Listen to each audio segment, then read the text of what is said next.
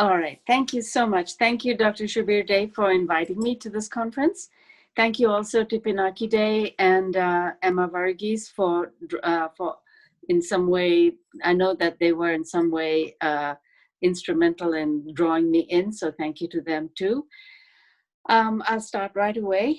Um, uh, I I want to get straight into our subject. So I want to say we live in an age when visual communication is, I would say, is dominant over text, and one reason for that might be that we today are communicating across many boundaries much more than ever before. We are talking to people who might not speak the same language as us, who might live in other countries and other cultures.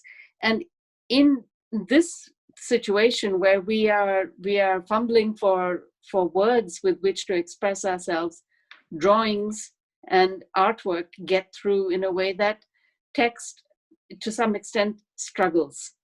So before I go any further, I'd like to share a little story, okay? And I hope that the point of the story will become clear as I tell the story. The story is set in Khajuraho, and I went to Khajuraho maybe 40 years ago for the first and only time. And as many of us know, Khajuraho is famous for its temples, and the temples are famous because of the erotic carvings on the temples. However, while my sister and I were in the city, our guide took us to see the archaeological museum in Khajuraho. And in that museum, I saw a panel, that is a panel that had fallen off the temple, one of the temples, a panel carved in stone, possibly from the whatever, 8th, 9th, 10th century. No, not 8th, 9th, 10th, and 11th century. It wasn't clear from which temple it had fallen off. So there was just this panel about, I would say about 3 feet long. And this panel left such a deep impression on me that I wrote a short story about it. The reason it made such an impression is that the panel was a kind of joke. It was a 10th century joke, and it was a visual joke. So I'd like to tell this joke in the form of a drawing that I made. And, obviously I didn't draw it at the time. I made this drawing today for this panel discussion. And it is, obviously, it is not a realistic representation of the panel. It is a symbolic a kind of, it's not a diagram, but you'll see what I mean. So I'm going to describe what I saw. And of course, I'm going to use a drawing. Now, can you see it? Can you see it reasonably clearly? Okay. Right. Yeah. Now we can see. Yeah. Yeah. Okay. So hold it a So little what bit you can angle. see. Yeah. Right. Sure. Okay. So what you can see is it's a street scene. Okay. And at this side, on the when you're looking at the panel, on the left side of the panel, is a man who is carving a piece of stone. Okay. He's a sculptor. And the panel shows a street scene, and you see a lot of people, you see animals, you see, cows, and a horse and a monkey. And keep in mind, at this side is a sculptor, and he's looking at something. And what he's looking at on the other side is a couple posing for one of the erotic sculptures. Now, in my view, this is a joke. I mean, it is an extremely sophisticated little ancient joke about being a sculptor whose commission is to make erotic carvings. And I found this little panel, of course, this is just my representation. It is not in any way a realistic representation of the actual panel. It is it is my memory of what the panel was like. And the only important thing is that there was a sculptor at one end, and at the other end, an erotic couple posing for the sculpture. And the reason that this made such an impression on me is that I believe that it represents a purely visual statement, something we can all understand. Even 10 centuries later, we can understand what this nameless sculptor was telling us. He was not just giving us an impression of the people and the street and the culture that he lived in. He was also, and in an incredible way, he was sharing the fact that he had a sense of humor. He was sharing a particular vision.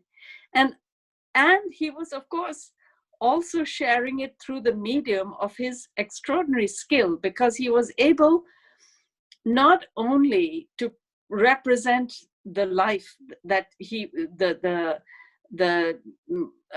city in which he was living, the street life. He was able to do it through the medium of sculpture, and he was adding a little, I would say, a little comment. And if you look, our guide told us to look carefully, and you could see that the sculptor was very slightly smiling. And I just think that's marvelous.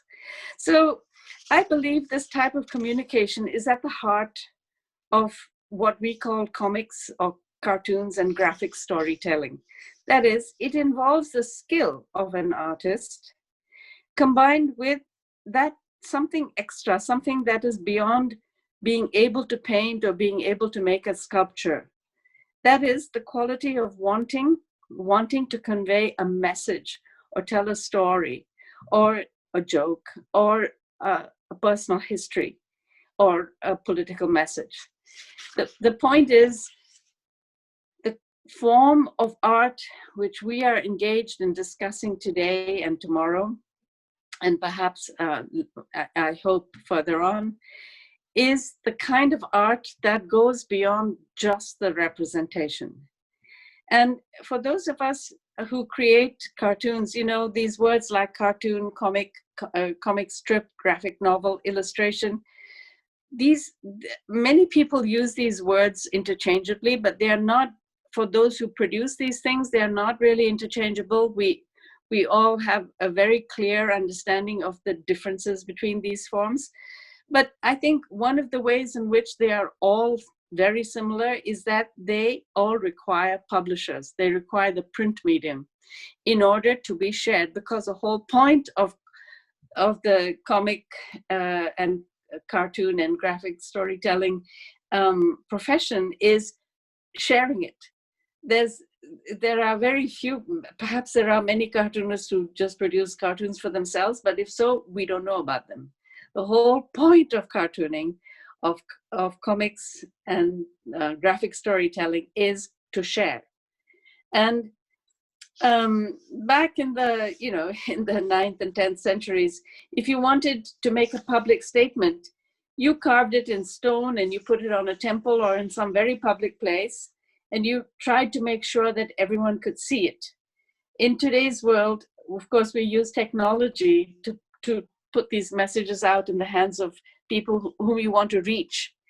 And the point about a drawing or a cartoon is that if it is well done, it makes sense from the moment you see it. For instance, when we use an emoji like a smiley or a frowny, not only do you know, when I use these words, you know what I mean, but also when you see them, you know instantly, like in 1 second, you know what it's supposed to mean.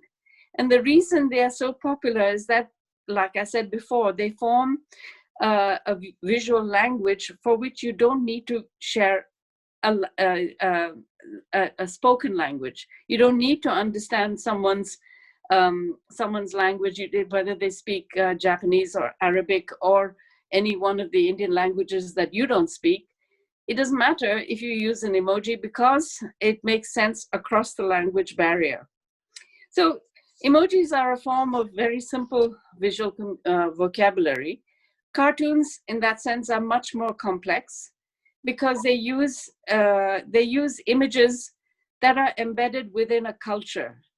And whenever you see any cartoon, even if you're not consciously thinking about it, you are probably aware that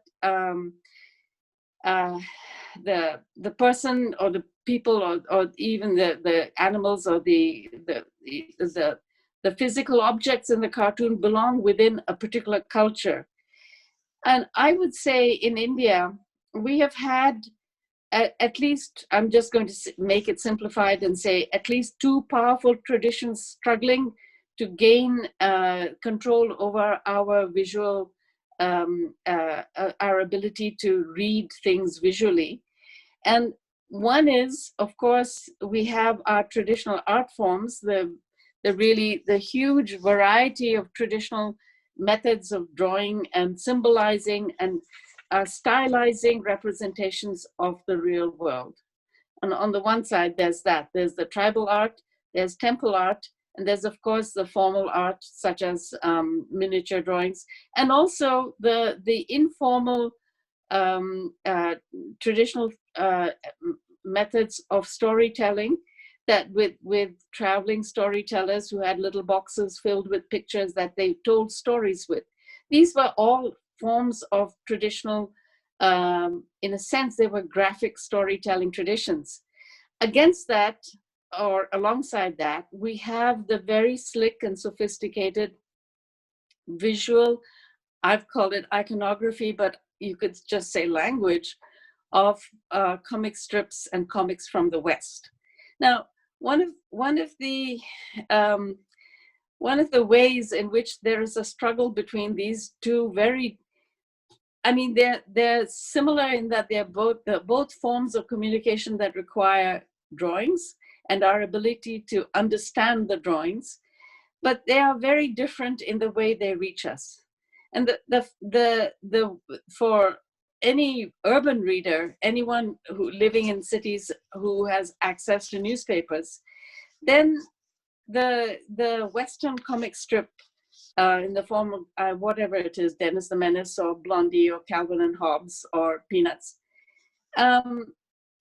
we tend, Indian readers, but actually all over the world, these are the same strips that are ubiquitous all over the world because of the international syndicates.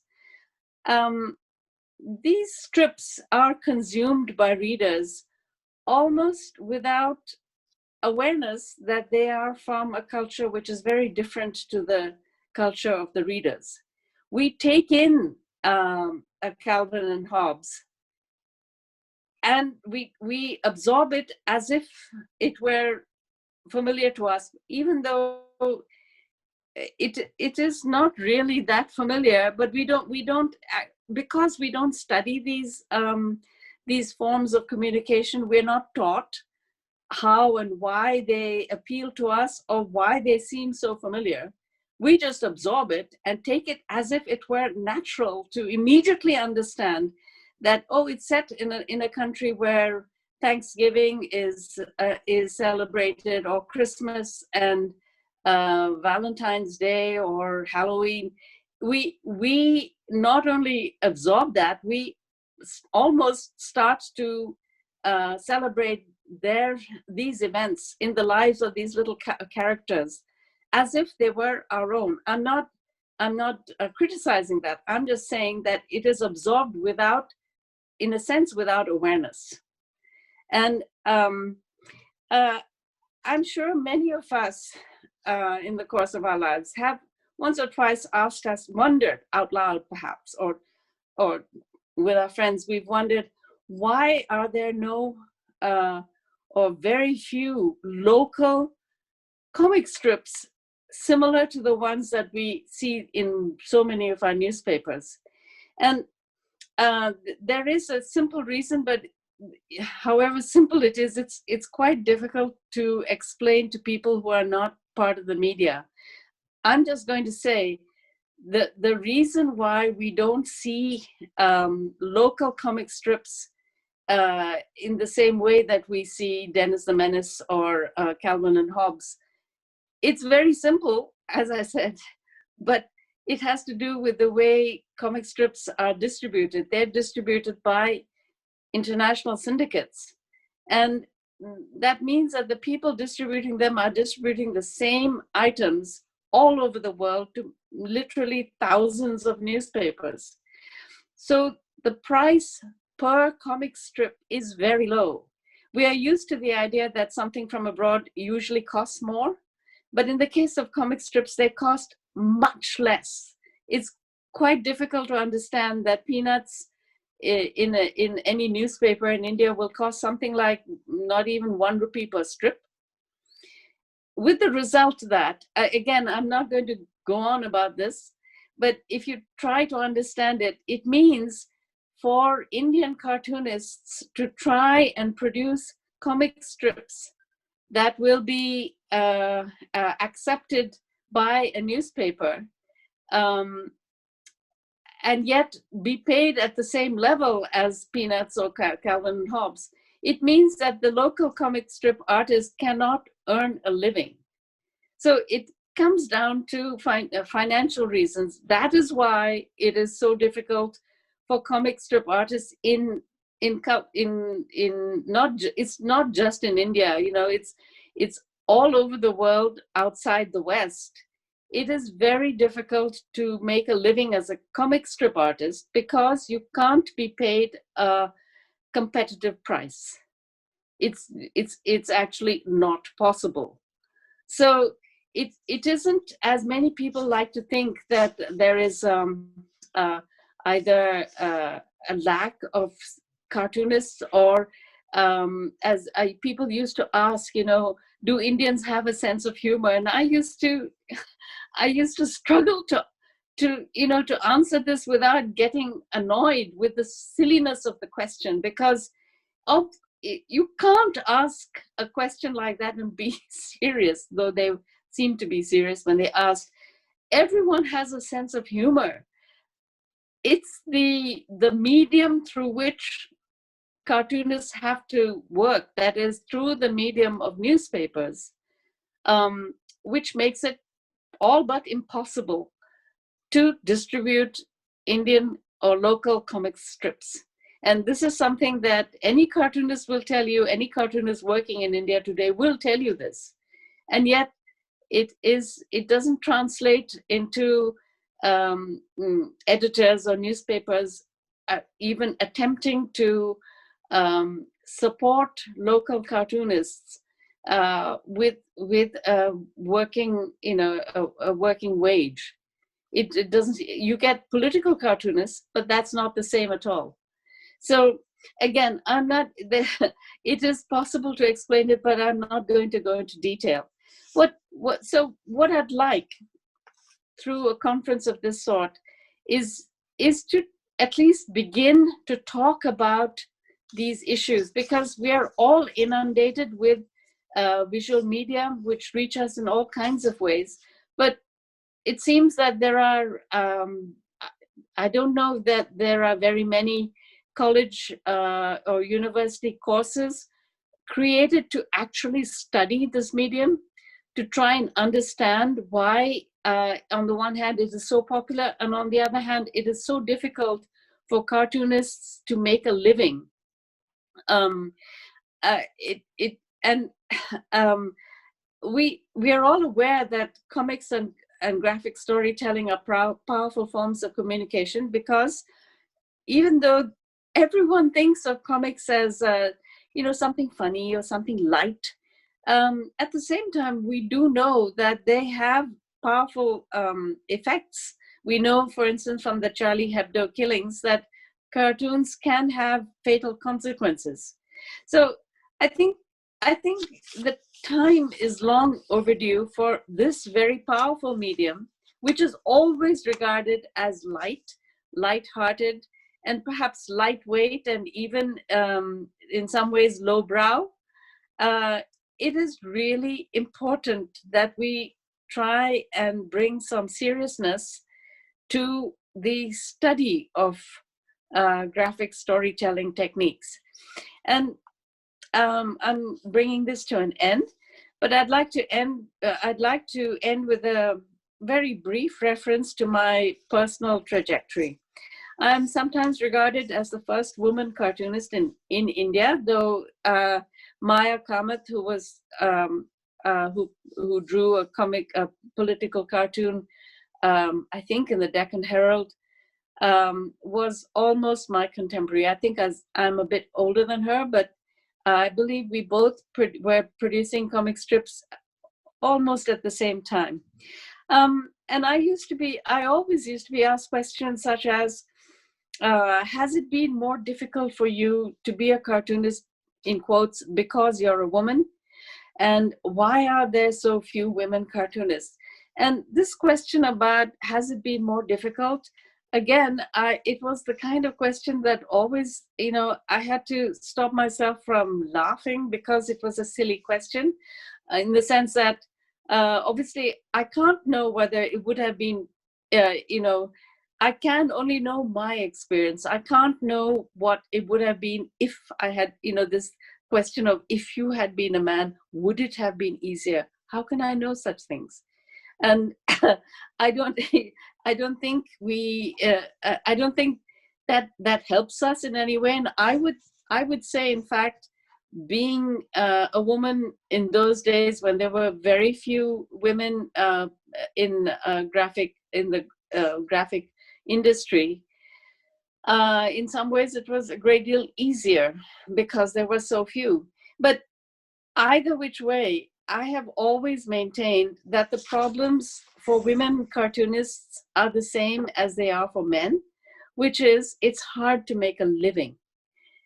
And in that sense, I would say that young women who, when they're just entering their professional lives, when they begin to understand that it's very difficult to make a living as a cartoonist, and it is the kind of profession that requires a lot of your attention and energy.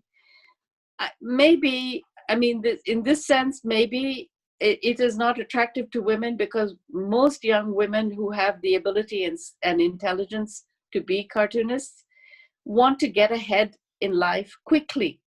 And it is not a profession that makes it easy to get ahead quickly. You have to be extremely patient, and you have to spend a lot of time understanding or gaining experience. It's not a question of understanding, it's gaining experience. You can most likely make a living as an illustrator more easily than as a cartoonist, because being a cartoonist requires a tremendous self-reliance. You have to be extremely self-sufficient, very focused on what you want to say and what you personally believe, because you're going to be putting it out. And in this sense, I would say that for myself, my greatest talent is that I am extremely patient and also extremely thick-skinned. I don't care what people think of me. And as long as I have a supportive editor, it doesn't matter to me if the readers don't like me. And certainly that was the case with one of my early comic strips, Suki, that appeared in the Sunday Observer in Bombay. Got every week there were letters of terrible complaint from readers who said they hated Suki, they hated me, they hated everything to do with the strip. They threatened to cancel their subscriptions. But as long as I had a supportive editor, it didn't really matter. And I did have a number of supportive editors. My first editor was Jahangir Patel of what is currently Parsiana, Daryl De Monte of the Times of India, Vinod Mehta of the Sunday Observer and Pioneer, and Mukund Padmanabhan of Business Line. Padmanabhan we are not related in any way, though we have the same surname. I never had a formal education in art. I did a BA in economics and an MA in history, but I was always able to draw. And I have always been interested in comic strips.